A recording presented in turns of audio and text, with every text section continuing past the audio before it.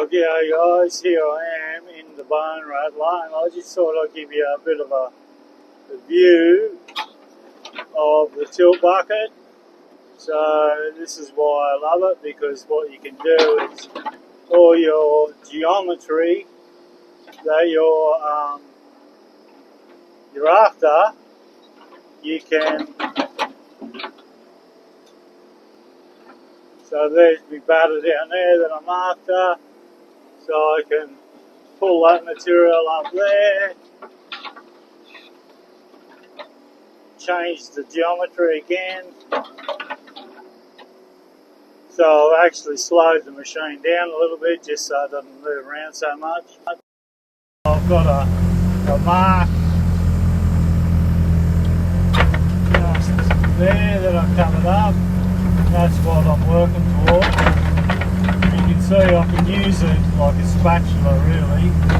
So I've just pushed and pulled and cut material to where I want it. I could keep going back down there like that and bringing that material up so I can quality batter. So I can do basically everything from one position. Now, if you don't have a tilt bucket, you can't do that. You have to keep moving the machine.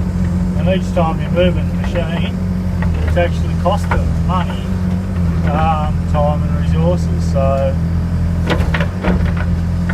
sort of, it's a good example. Now I've got a bit more tech. I can show you why I choose a tilt bucket. Because without it, it's quite frustrating. So I'll get down there and I'll clean up that mess down there. But you can see how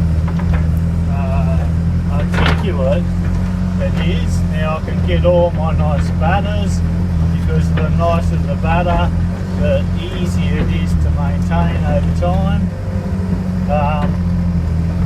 And I just think they're a brilliant bit of machinery. So I can just go forward and there's a bit of a whoop in there that I actually want to straighten out. So I can pat that down, pull that batter up, give me nice curves. Now, this takes a lot of work. You've got to do this by hand, or a lot of time in a machine to achieve these sorts of profiles.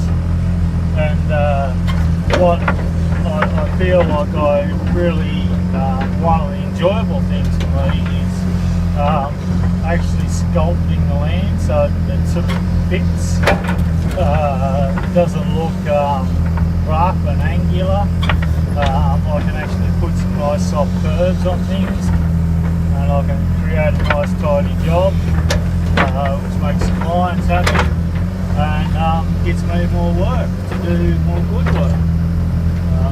Anyway, that's what I thought I'd show you today.